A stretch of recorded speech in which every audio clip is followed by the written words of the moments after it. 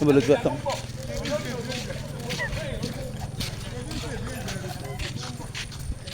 mo ń lọ sí ojú ogun. a ó dáa tán. Ògúnmọ́lá retí mi. ológodò dẹ kẹjú kẹjú àbí kẹlẹ. olórí ọ̀dọ́ wọn ó jagun yìí. àjàlá ogun àjàlá àjàlá àjàsẹ. àbí sáré ni. fọ́tò ló kù. Chatta Philip la wà yìí wọn ẹsẹ̀ sẹ́ẹ̀tì rí wáyé yìí àti ìlú ẹ̀tì rí báyìí ìtẹ́ ọba rèé. òun là ń wò yìí ibi tọ́wọ́ ti gba àwọn àlejò rèé.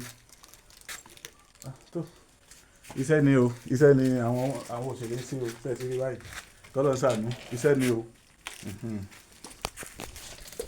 òun rèé o ọmọ Nàìjíríà kì í ṣeré o sẹ́ẹ̀tì rí iṣẹ́ làwọn òṣèré ń ṣe o. kò yí sí fa o. inú ààfin Chatta Philip ibẹ̀ la wà yìí fífi Philip la wà yìí wọ́n ti àti sẹ́ẹ̀tì ilé yìí lẹ̀ àbí tí mo sọ tí yé. Atoni ìgbàlọ́lọ́ ń jalajala aluwala.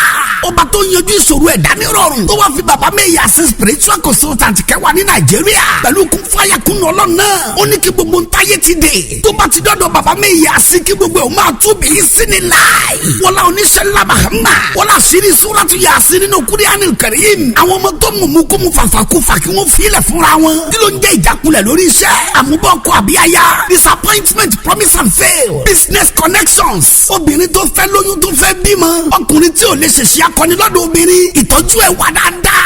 Tẹ bárò ẹni tó ń fojú kó jàǹkárí wọ̀. Kò ní rí bẹ́ẹ̀ mọ́ mọ́ṣálá. Ẹ máa bọ̀ lọ́dọ̀ bàbá Mẹ́yà sí spiritual consultant nílùú Àbújá FCT. Ẹ tún lè pè wọ́n sórí aago 0913-838-3600 tàbí 0812-637-5711. Ìlànà àmọ́ inshallah.